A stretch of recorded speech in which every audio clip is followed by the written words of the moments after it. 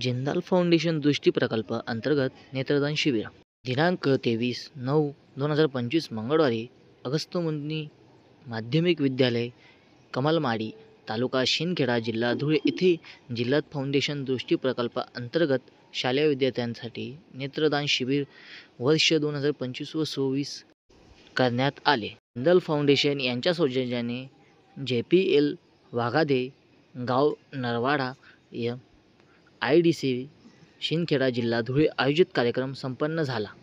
इयत्ता 5वी ते 10वी विद्यार्थ्यांसाठी डोळे तपासणी झाली व लाभार्थी विद्यार्थ्यांना चष्मे मोफत देण्यात आले। या कामे श्री डॉक्टर सेपसर, नियोजन Shri Bhagwan Mahale, AR machine operator Shri Kailas Wagh यांनी काम पाहिले।